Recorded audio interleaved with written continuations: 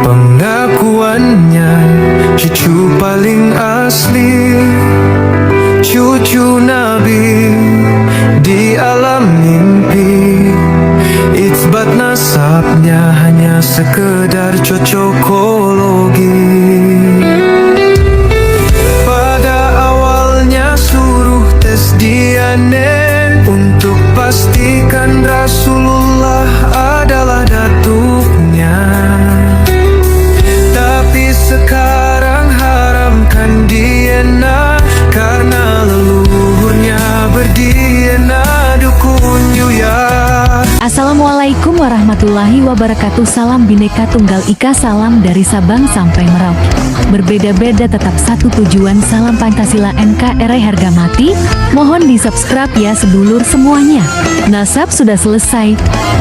Kalau Mbak Alwi bukan cucu Nabi Muhammad dari dalil ilmu nasab mustahil, dari dalil ilmu filolog manuskrip mustahil, dari dalil ilmu rijalul hadis mustahil, dari dalil ilmu sejarah mustahil, dari dalil DNA jangankan cucu Nabi Muhammad orang Arab saja bukan.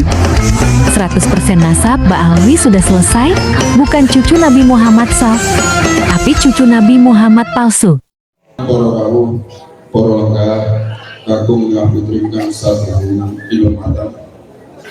Anti coro inggih mau idoh hasanah.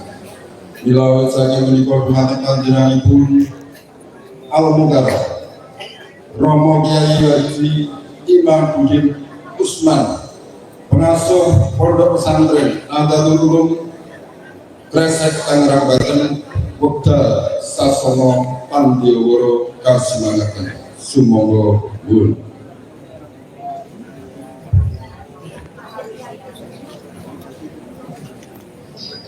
Assalamualaikum warahmatullahi wabarakatuh.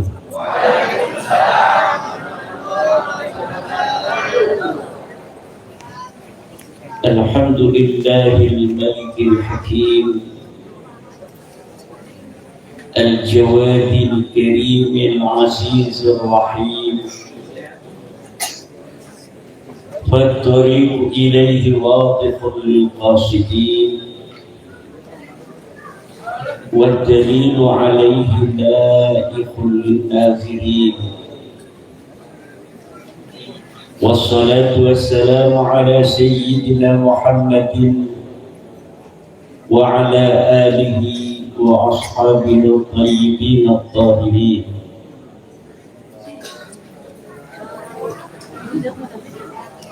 يا حي يا قيوم يا منان يا ديان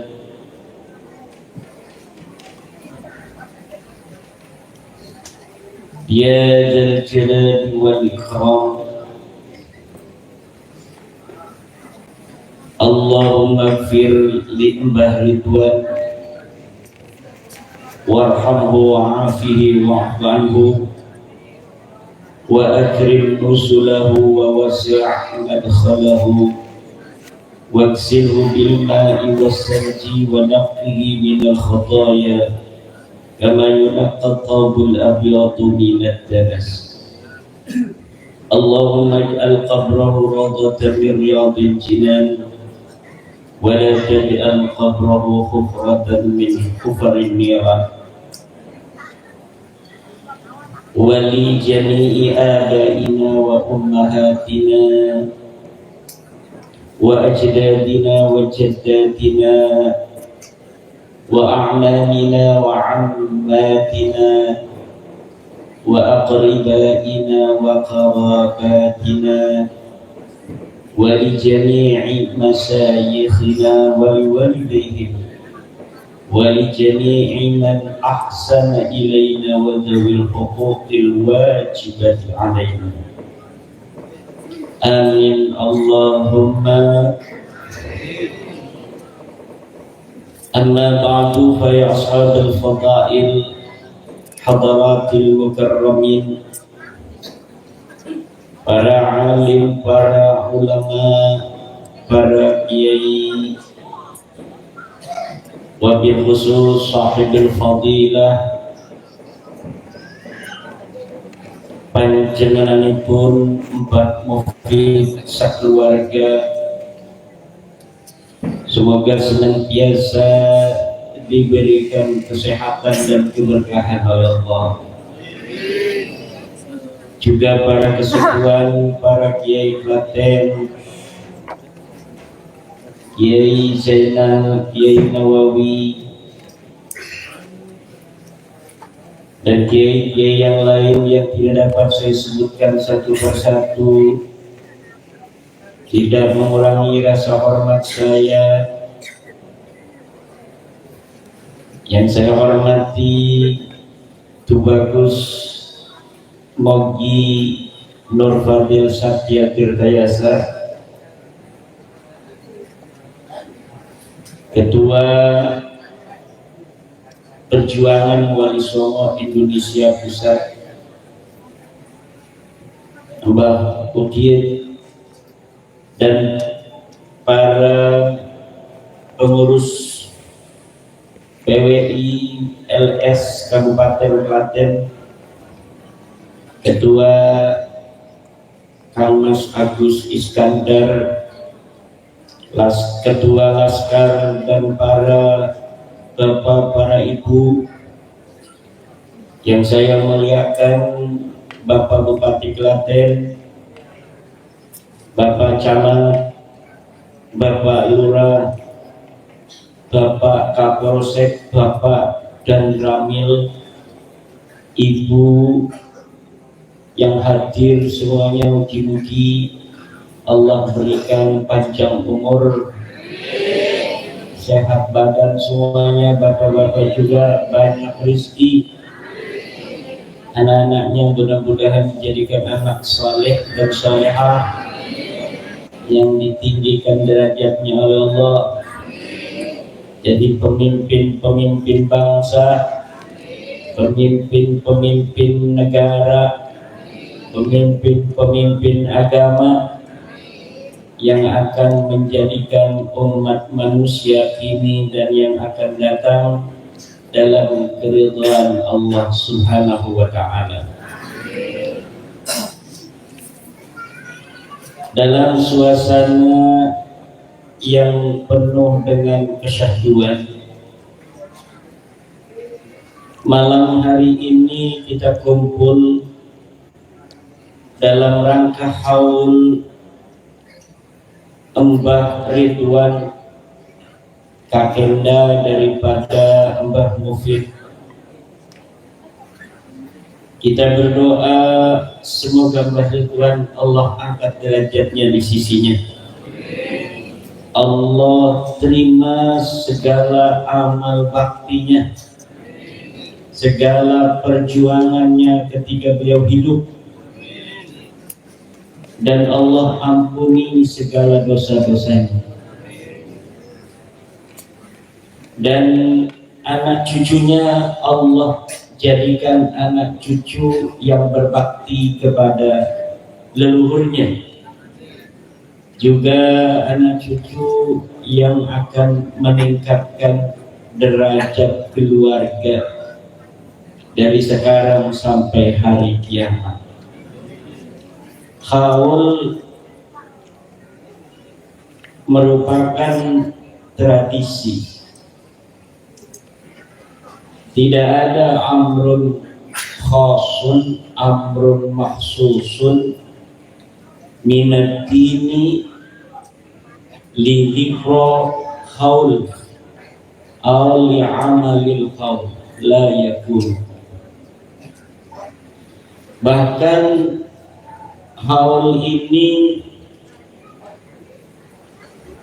merupakan tradisi keagamaan yang otentik berasal dari Nusantara. Artinya apa?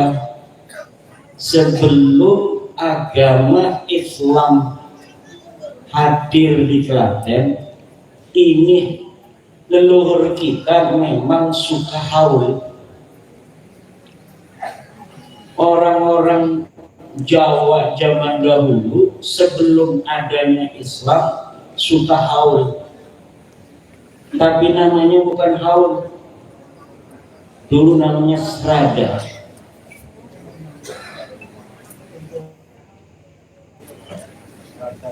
Para wali-wali Songo itu, ibu-ibu, apabila ada sebuah tradisi dari sebuah masyarakat yang tidak ada nahyun khasun maksusun, tidak ada larangan khusus tentangnya, maka adat dan tradisi itu ditransformasi dengan ditenagai dan diisi oleh nilai-nilai Islam.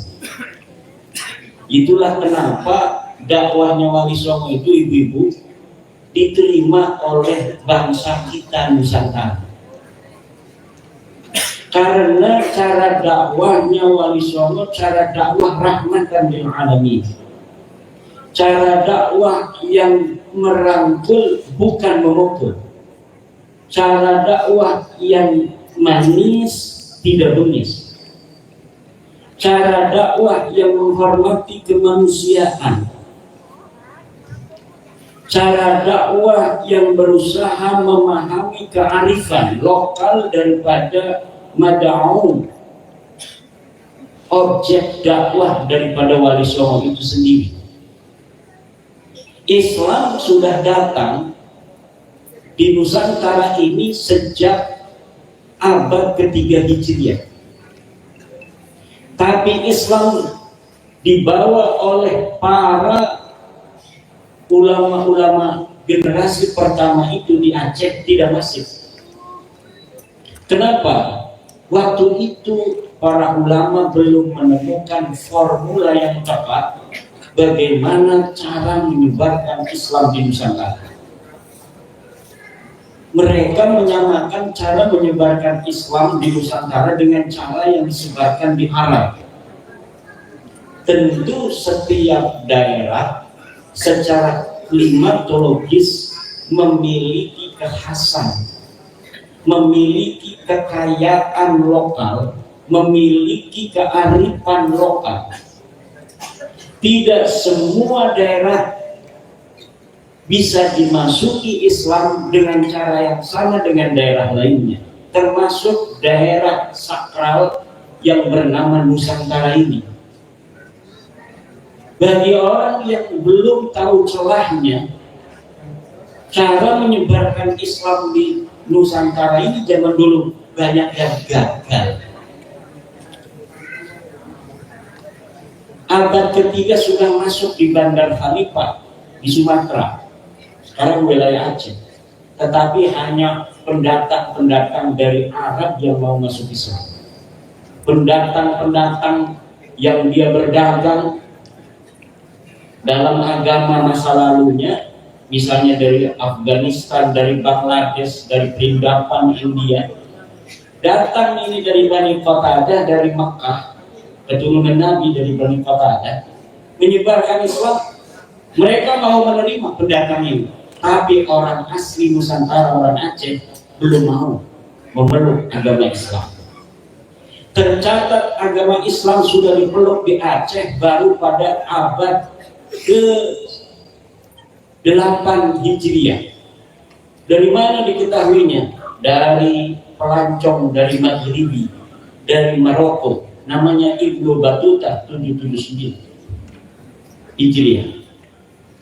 Dia berkelana kemudian sampailah ke negeri Jawa. Yang disebut Jawa itu bukan hanya Pulau Jawa, tapi seluruh gugusan pulau-pulau yang berada di Nusantara ini disebut oleh orang Arab Jawa. Itu secara sosial antropologi. Tapi secara geografi orang Arab memanggilnya daerah kita ini Arsadil.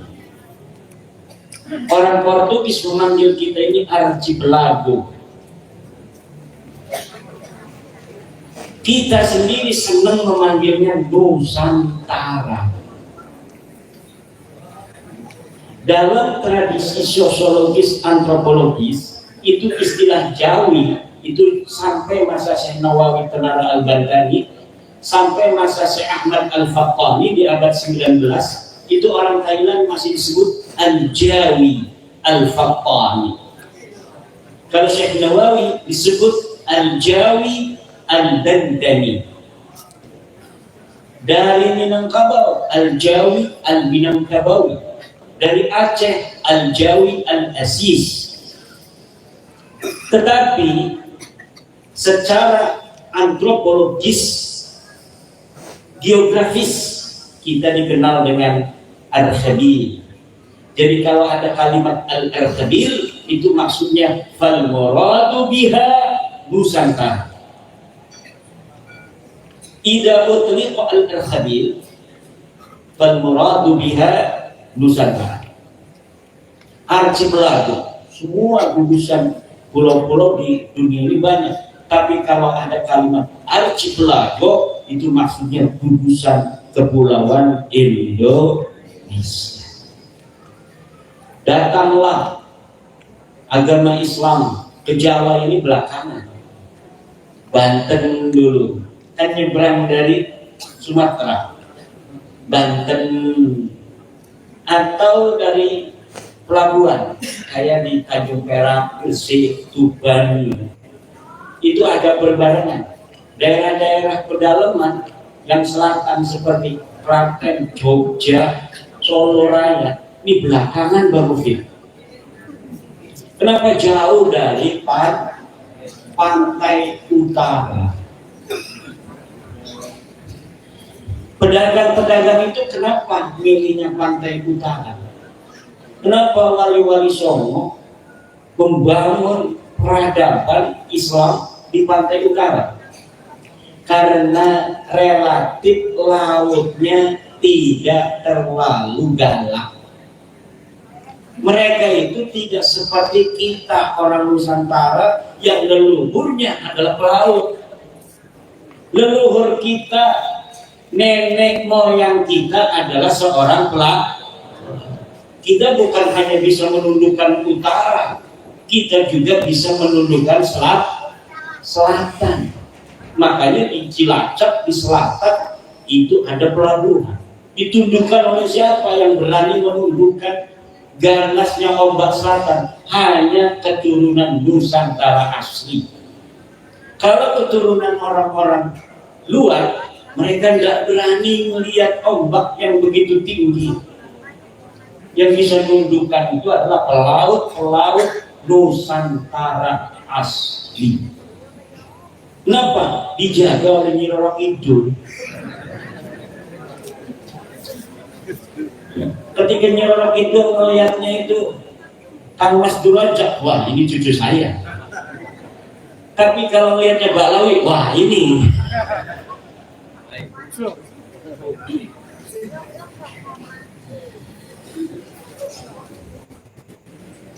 Jadi Islam yang sekarang hari ini ada di Klaten, ada di Seragen, ada di Karanganyar, ada di Boyolali, ada di Wonogiri.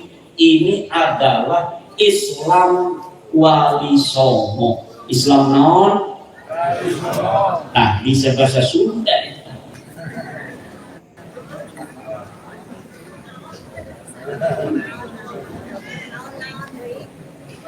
Kenapa kemudian orang Klaten mau menerima Islam? Karena para wali Songo mengedepankan hati di dalam bagaimana menyampaikan dakwah Islam. Ketika dakwah itu disampaikan dengan cinta, maka akan dibalas dengan cinta. Ketika dakwah itu disampaikan dengan kearifan, maka akan diterima dengan kearifan. Dan inilah yang dilakukan oleh Wali Songo. Maka pada abad ke-14, menurut Profesor Dr. Agus Sunyoto, hanya dalam waktu 40 tahun para Wali Songo berhasil pantai selatan semuanya masuk Islam. Hanya dalam tempo singkat 40 coba. Jadi maka tidaklah terlalu berlebihan jika dikatakan bahwa penyebar agama Islam di Indonesia ini Wali Songo. Bukan menafikan para da'i, para doa yang menyebarkan sebelumnya yang belum berhasil itu. Tetapi ketika kita ingin mengatakan siapakah yang berhasil menyebarkan agama Islam sampai diterima begitu masif oleh mayoritas masyarakat Nusantara, jawabannya menurut penelitian Profesor Dr. Agus Sunyarto hanyalah Wali Songo.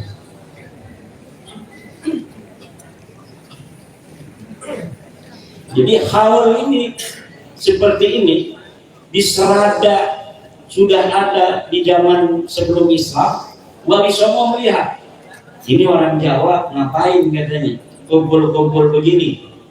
Oh, lagi mengenang 1 tahun wafatnya orang tua kami. Rapat ini para Wali Songo. Coba Sunan Giri biasanya dengan Sunan Gunung Jati yang ahli fikih kaji secara ilmu fikih ayatnya, hadisnya. Kalau kita transformasikan dengan nilai-nilai Islam, apakah bertentangan atau tidak? Dikaji tidak. Tidak ada nahyun maksusun minad-din tentang adanya berdoa setiap 1 tahun sekali untuk orang-orang tua kita yang sudah meninggal dunia. Bahkan ajza daripada haul itu, bagian-bagian semuanya adalah merupakan ibadah yang mustahabbah. Coba kalau kita ajza daripada haul ini al-kull. Setiap kul lahu ajza. Ajzanya apa? Baca Yasin, baca Fatihah. Tadi ada apa namanya itu bacaannya apa tadi? Marhaba ya. Hijib Rifai, bukan hijib Rifai, ratib Rifainya. Kemudian ada baca qoli, ada ceramah agama. Semuanya ini adalah mustahab. Ada perintahnya. Baca Quran ada perintahnya. Iqra'ul Quran. Iqra'u ma tayassara minal Quran. Nanti sedekah Mbak Mufid tuh, sedekah udah habis tuh. Acara belum selesai, gimana urusannya ini? Makanan udah habis, acara belum selesai, gimana urusannya Mbak? Nah ini namanya apa? Sedekah. Semuanya ada nilai pahala. Kemudian menyampaikan daripada perjalanan hidup yang bisa ditauladani dari seorang Mbah Ridwan, seorang pejuang sabilillah zaman dahulu kala, itu juga dzikra dzikrus salihin kafaratul lidzunub, menyebut orang-orang baik itu adalah melebur dosa. Semuanya tidak ada yang tidak baik. Ajzaul haul itu. Dan haul yang cara-caranya benar seperti ini, cara Wali Songo, ya begini.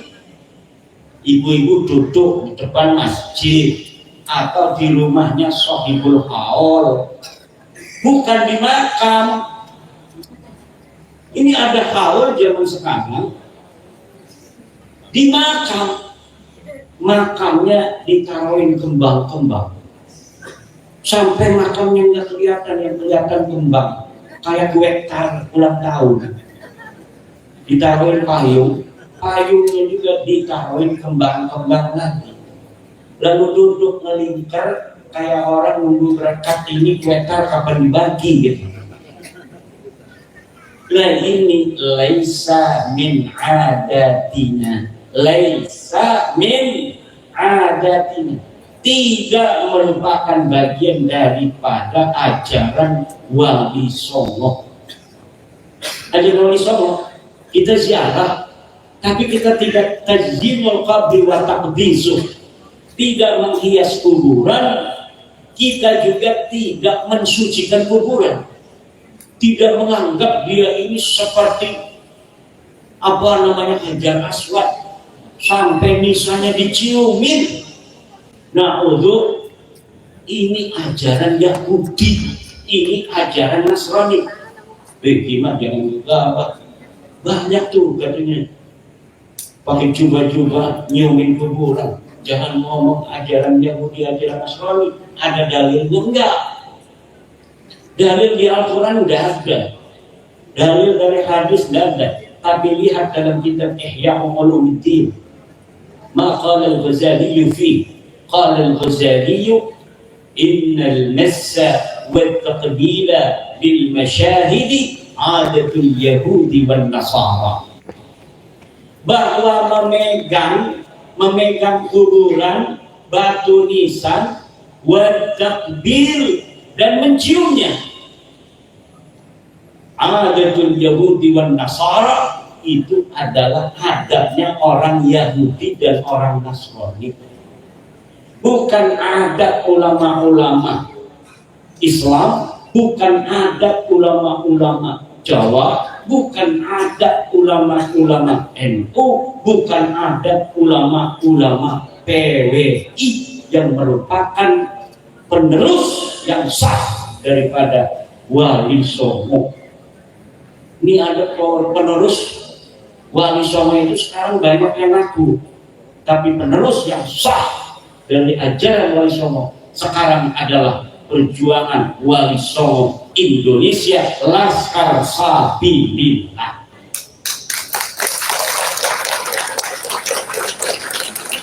Sudah jelas dikatakan oleh Imam Ghazali, kata Mbah Hasyim Asy'ari, tasawuf kita, tasawufnya Imam Ghazali. Tasawuf kita, tasawufnya Imam Junaid Al-Baghdadi. Imam Ghazali sudah mengatakan, innal massa wat taqbila lil masyahidi adatul yahudi wan nasara. Bahwa memegang kuburan, mencium-cium makam, mencium-cium batu nisan, adatul yahudi wan nasara, adalah adatnya orang Yahudi dan orang Nasrani. Dan kita dilarang oleh Kanjeng Nabi untuk mengikuti adat-adat orang Yahudi dan orang Nasrani. Tidak boleh kita nyamain. Coba kenapa kita dalam talqin ada duduk, ada berdiri? Asalnya Nabi berdiri, ngelihat orang-orang Yahudi berdiri. Kata Nabi, kita duduk. Ngelihat Nabi duduk, orang Yahudi duduk, Nabi berdiri lagi. Makanya sekarang ada kalau yang baca duduk, yang lain suruh berdiri. Itu asalnya saking tidak bolehnya kita ikut Yahudi. Khaliful musyrikin, berbedalah kamu dengan orang-orang musyrik. Khaliful Yahuda wan Nasara, berbedalah kamu dengan orang Yahudi dan orang Nasrani. Mentashabbaha biqaumin fahuwa minhum, kata Rasulullah. Siapa orang yang menyerupai satu kaum, fahuwa minhum, maka dia adalah merupakan bagian dari kaum itu. Makanya saya dimarahin sama anak-anak saya yang kecil-kecil itu. Sekarang di sekolah dasar itu ada ulang tahunan. Jadi ulang tahunan di sekolah. Jadi kalau ada ulang tahun, ibunya bawa-bawa kado. Nanti anak-anak itu yang lain dikasih kunir itu, nasi kunir yang kuning. Nah, anak saya pengen diulang tahunin juga. Kata saya, ulang tahun itu min adatil Yahudi wan Nasara. Kata ada teman saya, itu maulid juga kan tidak ada zaman nabinya. Beda bos. Kalau maulid, orang Yahudi dan Nasrani tidak mengadakan maulidnya Nabi Muhammad. Ketika kita yang mengadakan pertama kali, berarti kita tidak mengikuti daripada Yahudi dan Nasrani. Tapi kalau ulang tahun, sebelum mengkelakkan niki bodoh, ulang tahun, wong Yahudi, wong Nasrani pada ulang tahun. Berarti kita ketika ulang tahun mengikuti gaya orang Yahudi dan gaya orang Nasrani. Bedanya di situ. Understand? Are you happy? Alhamdulillah. Jadi mau ulang tahunan gini. Lah kita itu kalau dakwah sama anak saja kan itu dakwah. Terserah anak kita. Sama istri aja, istri itu bukan kita loh. Istri itu bukan kita. Tapi kita ngomong, apabila ditanyakan oleh istri ulang tahun haram apa halal? Haram. Makanya istri kalau tanggal lahir dia ini tanggal sekian ya, diam aja saya pura-pura blow on. Dia pengennya selamat ulang tahun. Dan ngomong selamat ulang tahun begitu juga berarti kita muafiqun bi'adatil Yahudi wan Nasara. Banyak yang tidak setuju dengan saya, enggak apa-apa. Katanya kalimat itu kayak orang Wahabi, apa-apa enggak boleh. Bukan enggak boleh. Maulid nanti enggak boleh dong kalau misalnya ulang tahun enggak boleh. Beda bos. Istidlalnya bagaimana? Karena maulid tidak pernah dilakukan oleh Yahudi dan Nasrani, kita sebagai orang yang mengadakan sendiri. Jadi kita bukan follower, kita bukan pengikut, kita mengadakan sendiri mastaksanna, sesuatu yang kita anggap baik menurut kita. Kalau ulang tahun itu baik menurut Yahudi, baik menurut Nasrani, kenapa kita mengikuti? Karena orang Yahudi Nasrani sudah melakukannya dan happy kan. Satu lagi keuntungan buat laki-laki, kalau kita tidak setuju ada ulang tahun, kita nggak ada pengeluaran tambahan. Alhamdulillah. Setuju ya? Ini ulang tahun kemarin istrinya. 7.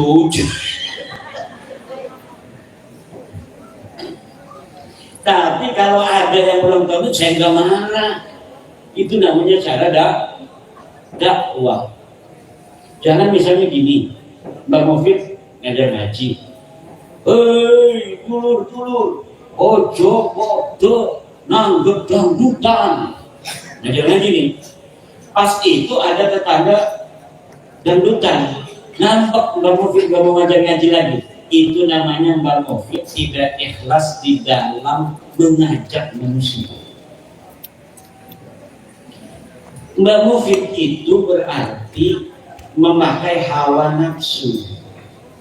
Nggak ngargain saya katanya. Dia ngaji sama saya setiap malam Selasa jam-iyahan pengajian di masjid. Saya yang ngajar. Saya ngomong kalau hajatan jangan nanggap dangdutan. Pas dia hajatan nanggap dangdutan. Udah kalau begini ngaji berhenti aja. Nah itu namanya kita dalam mengajak la lillahi ta'ala, bukan karena Allah tetapi karena hawa. Kalau kita sudah menyampaikan orang mau ikut, alhamdulillah. Enggak ikut pun enggak ada urusan. Yang penting kita sudah menyampaikan. Kadang Nabi kalau lagi ngomong qad ballaghtu, apakah aku sudah menyampaikan? Na'am ya Rasulullah, qad ballaghta. Tuhan telah menyampaikan. Artinya kalau kita sudah menyampaikan sebuah hukum daripada Allah, orang mau melakukan, orang tidak melakukan, nggak ada urusan sama kita. Pengajian kita ngaji, punya jamaah, kita ngomong ada babnya. Ini bab misalnya tentang i'anah 'alal maksiyah, menolong terhadap maksiat. Kalau misalnya ada tetangga kita mau hajatan nanggapnya dangdut, maka kalau misalnya tenda dangdutnya datang, jangan sampai kita ikut-ikut nurunin tenda dangdutan, karena itu termasuk dalam kategori al-i'anah 'alal maksiyah. Tiba-tiba tetangganya dangdutan. Dipanggil Mbak Mungkin suruh baca Syekh Abdul Qadir Jailani. Kalau di kampung saya kalau mau hajat baca Syekh Abdul Qadir Jailani dulu. Nah, kalau misalnya kita ini sebagai dai kemudian mau kamu ini apa namanya hajatnya mau nanggap dangdut berarti ada maksiat, saya tidak mau. Bos, beda bos. Kita berdoa untuk keselamatan dan kebaikan hajatnya dengan dangdutannya itu hal yang berbeda. Jadi dai, jadi ulama itu harus lentur, layyin, jangan keram. Nanti semua orang kita purikin, tahu gak purik? Kalau bahasa Sunda sananya itu gunungnya. Kalau ini misalnya saya sama Kim Ukit ini temenan, pas saya hajat dia nggak datang, kita nggak mau temenan lagi. Apa namanya tuh? Marahan tuh apa? Purik ya. Ada nggak bahasa purik di sini? Ada tuh. Purik itu sama dengan bahasa kresek. Kresek itu kampung saya. Karena salah satu leluhur saya itu dari Wonogiri. Saya banyak leluhurnya. Karena pas ditelusuri memang kita orang Nusantara ini berasal dari berbagai macam suku bangsa. Kadang-kadang saling menikah. Kalau Nyai Wonogiri itu istri daripada Sultan Abul Maulana Muhammad Nasruddin, punya anak Abdul Mafakhir Mahmud Abdul Qadir, punya anak Pangeran Soleh Madura Raja, punya anak Raden Mahmud di Kresek juga. Punya anak orang Kresek itu, kampung Kresek. Kata Rumel Abbas kan itu kalau nyinggung saya, Kiai Kresek. Supaya tidak kelihatan orang Banten. Padahal Kresek itu tidak lebih kok Kresek fal Banten liyuna ya'rifun. Kalau disebutin nama Kresek, orang Banten semuanya kenal. Siapa daerah Kresek itu? Man kharaja min Kresek. Siapa orang yang keluar dari masa lalu dari Kresek? Syekh Nawawi Tenaran Bentari itu bapaknya Syekh Omar, itu ngajinya jadi Kresek itu. Namanya Syekh Syarif bin Ratu Antimah bin Syekh Alim bin Syekh Abdullah bin Syekh Ibrahim bin Syekh Hasan Basri bin Raden Mahmud bin Pangeran Soleh Madura Raja bin Sultan Abdul Mafakhir Mahmud Abdul Qadir. Nah, itu gurunya daripada Syekh Umar. Syekh Nawawi Tenaran Bantani adalah anak daripada Syekh Umar. Jadi bapak-bapak, ibu-ibu, ada bapak-bapak sini satu. Itu Indonesia ini tidak dianggap sebelah mata oleh dunia. Kenapa? Dalam sisi Islam kita punya Syekh Nawawi Tenaran Bantani, kita punya Syekh Mahfud Abdul Qusi, ulama dunia semua. Termas itu beliau lulusan Termas ya. Ini terkenal seantero dunia. Syekh Nawawi, Syekh Mahfud Termas, kemudian Syekh Arsad Al-Banjari, Syekh Khatib Al-Minangkabawi, Syekh Khatib Syambas, Syekh Abdul Karim Al-Bantani, Syekh Abdullah bin Abdul Qahar Al-Bantani, semuanya karangan kitabnya banyak. Dan sekarang juga ada pengarang kitab di Nusantara yang udah mau keluar. Saya termasuk pengarang kitab yang suka keluar, suka ceramah, suka di-shopping. Tapi banyak ulama-ulama yang kitabnya hari ini dibaca di luar negeri, orangnya masih hidup, tapi orang Indonesia sama sekali nggak kenal. Di Madura itu ada Syekh Kaifur Ali Wafa, mungkin pengurus PBN wajah, nggak kenal atau kenal udah bawa-bawa, malah bawanya orang-orang yang nggak jelas dari luar negeri. Yang kalau di sini levelnya itu level anak pelosok baru 3 tahun, suruh ceramah di PBNU. Ilmunya itu hebatan orang-orang Nusantara. Hari ini siapa orang yang paling banyak hafal kitab Alfiah? Negara mana orang yang paling banyak hafal kitab Alfiah? Indonesia. Orang yang kalau ngaji dari satu kitab mulai Alhamdulillahirabbil alamin sampai tamat walam sawab, tidak ada satu huruf pun yang ditinggal orang mana? Orang Indonesia. Apakah orang Indonesia sama orang Mesir? Tidak. Kalau betul-betul orang-orang yang berilmunya dari Indonesia ini mau keluar, maka ulama-ulama dunia hari ini yang hidup bisa jadi kalah oleh ulama-ulama Indonesia. Tapi ulama Indonesia yang alim-alim kadang-kadang nggak mau ikut-ikutan campur, nggak mau masuk PCNU, nggak mau masuk PWNU, apalagi PBNU. Dia maunya ngajar ngaji aja sama santrinya. Kadang santrinya cuma 20, santrinya cuma 100, tapi ilmunya luar biasa. Dia tidak pengen santri-santri banyak-banyak. Banyak ahli ilmu yang seperti itu. Mbah Ihsan Jampes, pengarang kitab Sirajul Talibin, yang kitabnya mendunia, baru wafat tahun 50-an. Orang Indonesia nggak ada yang kenal waktu masih hidupnya. Tapi ketika sudah wafat, Syekh Ihsan Jampes ini terkenal di seluruh dunia karena cara penulisan kitabnya yang halus bagaikan karangan orang Arab. Makanya saya itu yakin kalau diadakan MTQ tingkat internasional, orang yang paling teliti baca kitab sedunia itu bukan orang Mesir, bukan orang Saudi, bukan orang Madinah, tapi hari ini yang paling teliti baca kitab orang Indonesia.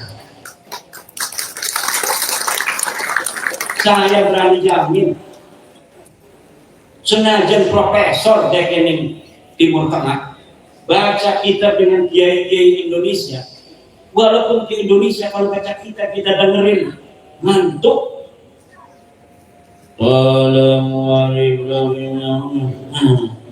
Nangis ngucap sapa kiai musoni, ja'a Zaidun raqiban wistaqa, Zaidun sapa kijai raqiban halaqawi raqiban nanun.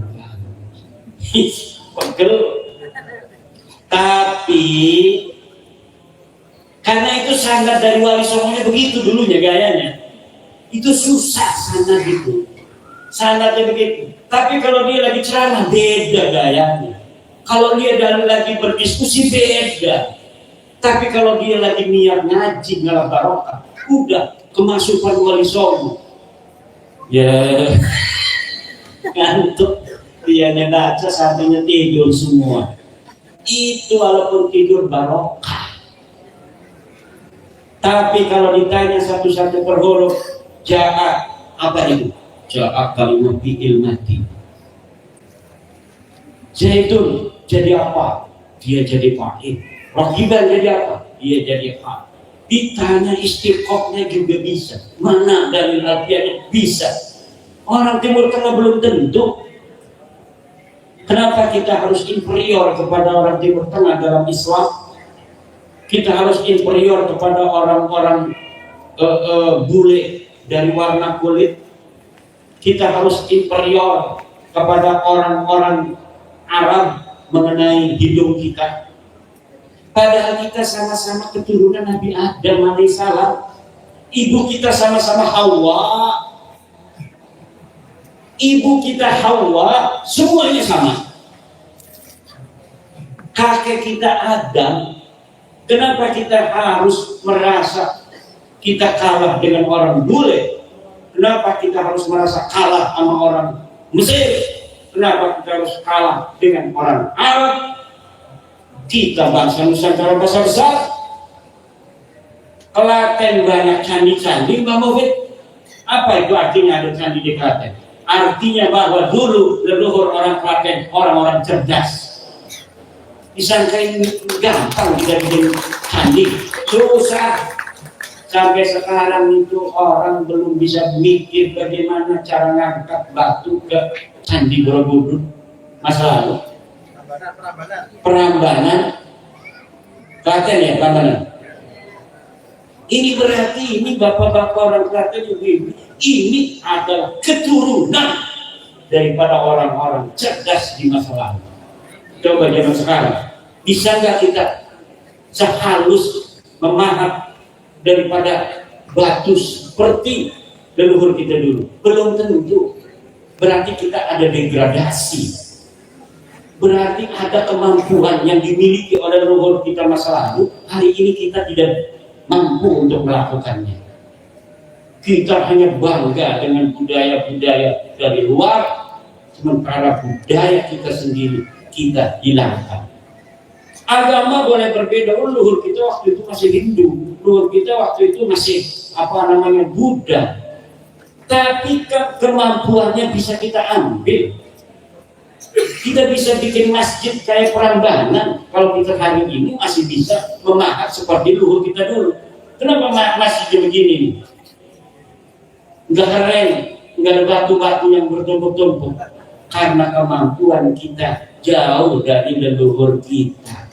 Kenapa bisa kemampuan orang Nusantara hari ini terdegradasi? Karena kita dijauhkan, dipotong hubungan kita dengan leluhur kita. Dianggapnya kita ini ujung-ujung lahir jadi Islam. Sebelumnya tidak ada leluhur kita di Nusantara. Kita ini keturunan para raja-raja di tanah Jawa. Minimal tukang batu Prambanan itu leluhur kita. Minimal itu. Cerdasnya luar biasa. Arsitektur dunia melihat Prambanan terkagum-kagum. Orang sini lahir sampai lulus SMA ada yang belum pernah ke Prambanan. Betul? Saya ke Prambanan berkali-kali bawa santri ke Borobudur. Orang sini nggak pernah naik Borobudur, nggak pernah naik Prambanan, cuma jualan bakpia itu di pinggir jalan. Betul? Nanti cerdasan ibu-ibu dapat duit, kita dapat capeknya.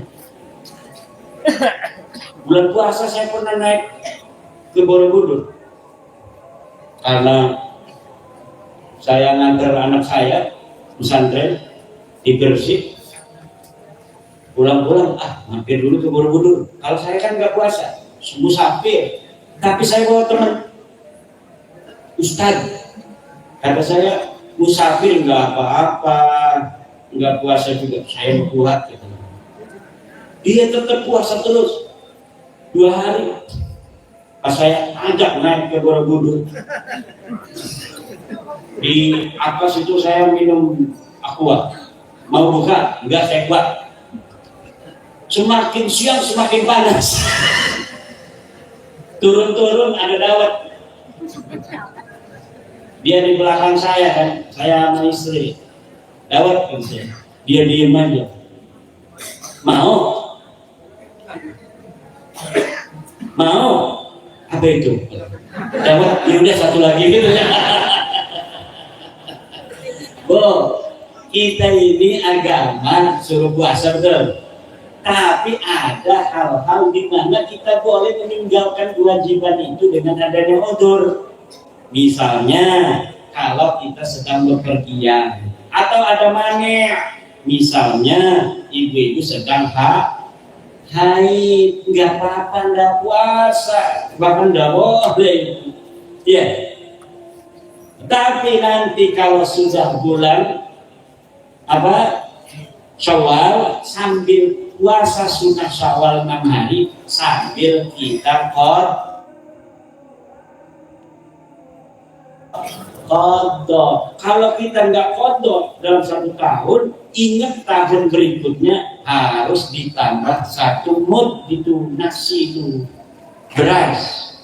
Nah, ini bapak-bapak ibu-ibu yang ingin saya terangkan pada kesempatan malam hari ini mengenai adanya budaya-budaya yang dikira ini budaya kita, seperti megang kuburan, nyium makam, padahal itu bukan budaya kita.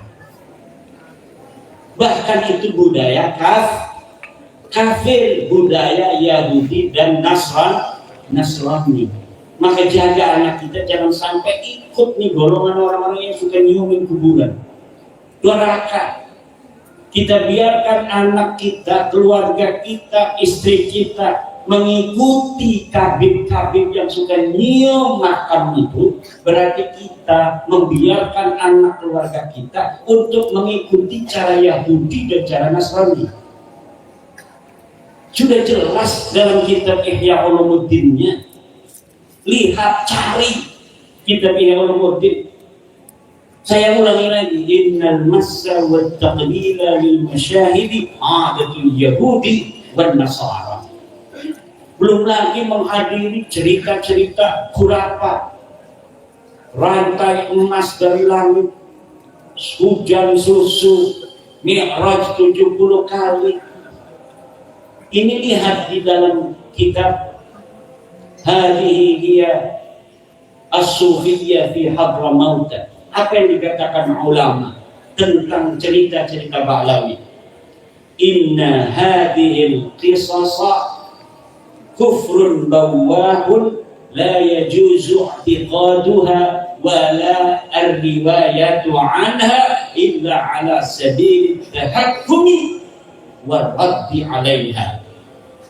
Bahwa tidak boleh kita meyakini daripada kisah-kisah khurafat yang diceritakan oleh Ba'lawi itu. Saya ulangi lagi supaya satu-satu kalimatnya. Inna hadhil qisasa, bahwa sesungguhnya kisah-kisah Ba'lawi ini, karena kita itu khusus menerangkan tentang kisah-kisah Ba'lawi. Kufrun bawahun, dia adalah kekufuran yang nyata. La yajuzu i'tiqaduha, tidak boleh meyakininya, cerita-cerita dusta dan cerita-cerita khurafat itu.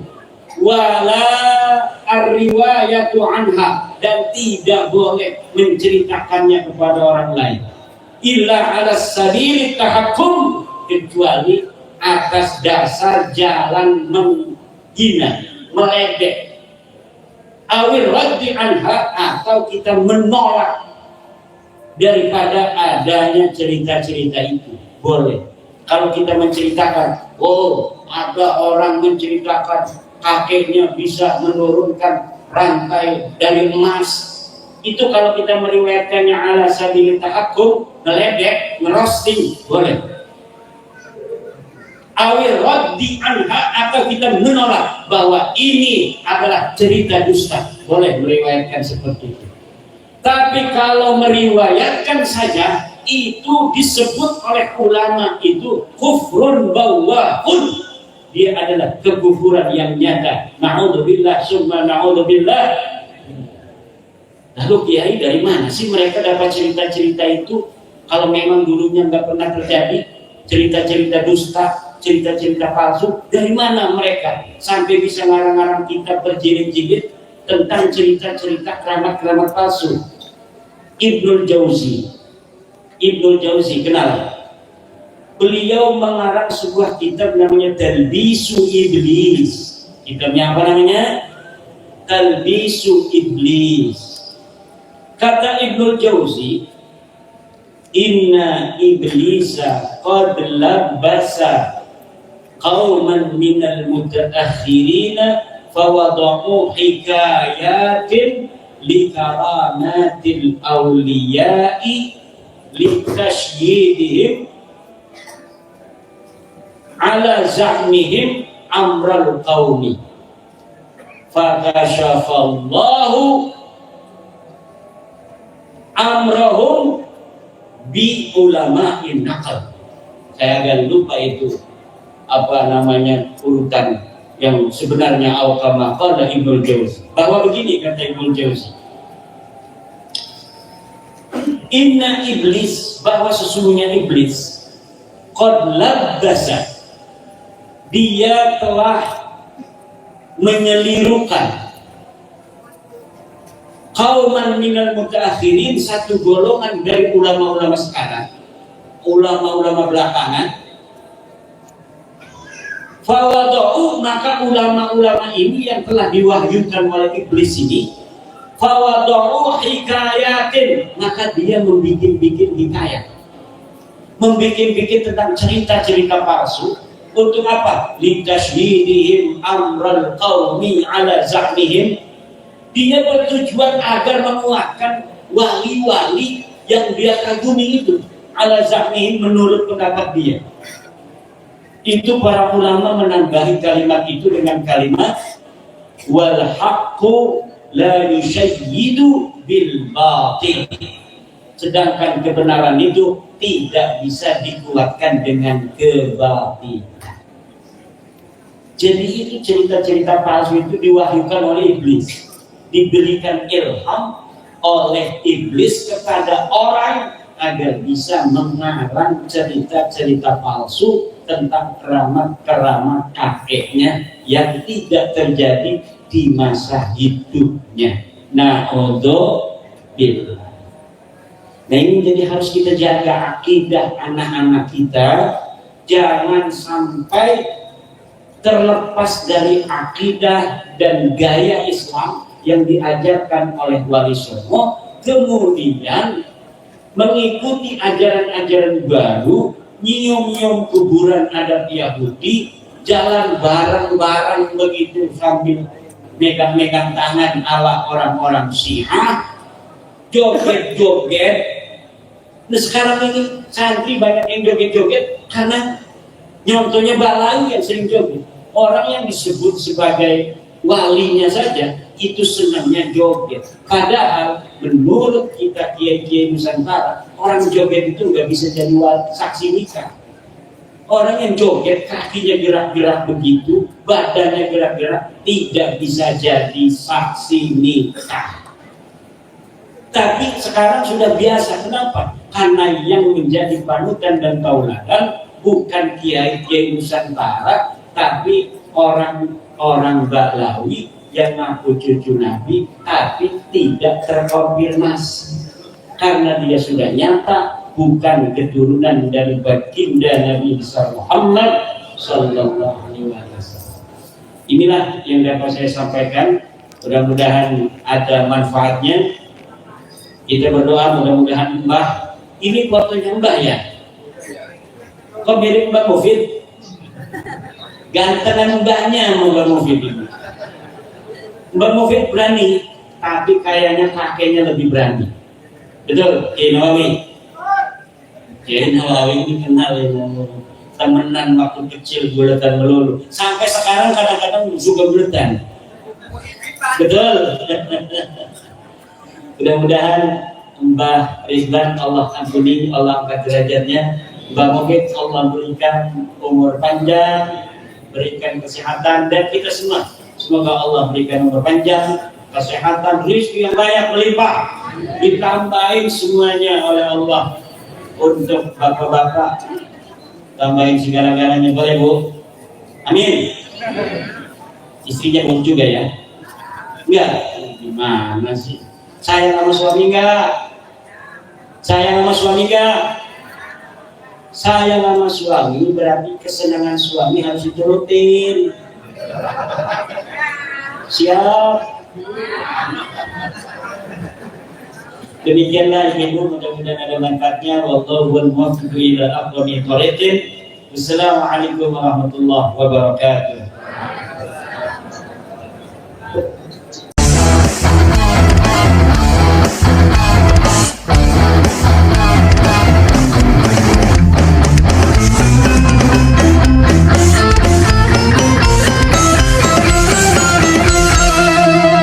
Jadikanlah hidup lebih berarti, jadikanlah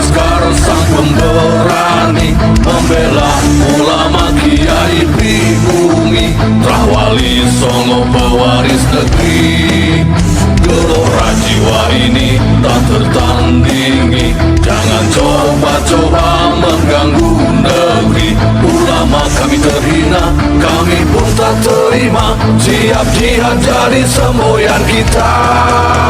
Kami adalah Laskar Sabilillah, pecinta Wali Songo dan para anbiya, pewaris peradaban Islam di Nusantara hingga berkibar bangsa Indonesia. Kami perisai para ulama, sepenuh hati korbankan jiwa dan raga. Bila nanti tertulis jihad pilihan kami, sahid bela agama dan negara. Kami terlahir di bumi pertiwi, terpatri suci sejarah negeri, korbankan darah nyawa leluhur kami. Jangan kau coba rubah dan kau pecundangi. Wali Songo adalah durian Nabi, santun berakhlak berbudi pekerti, wariskan agama dan budaya Islami. Jangan coba nodai kami, bela sampai mati.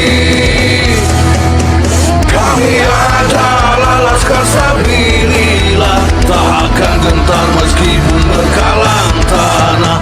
Demi bela agama, juga bela negara, ikhlas jihad dan sahih bersama ulama. Relakan kami pergi dan berjuang, jadi perisai Rahwali dan kebenaran. Meski harus berkorban nyawa satu ibadah, demi kebenaran menang dan ditegakkan. Kami adalah Laskar Sabilillah, pecinta Wali Songo dan para anbiya, pewaris peradaban Islam di Nusantara hingga berkibar bangsa Indonesia. Kami perisai para ulama, sepenuh hati korbankan jiwa dan raga. Bila nanti tertulis jihad pilihan kami, sahid bela agama dan negara.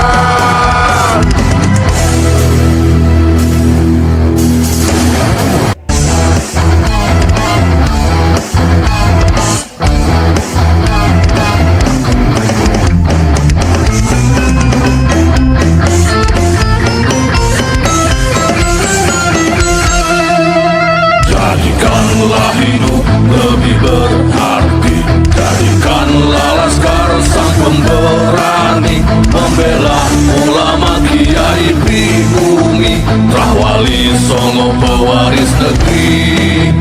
Gelora jiwa ini tak tertandingi, jangan coba-coba mengganggu negeri.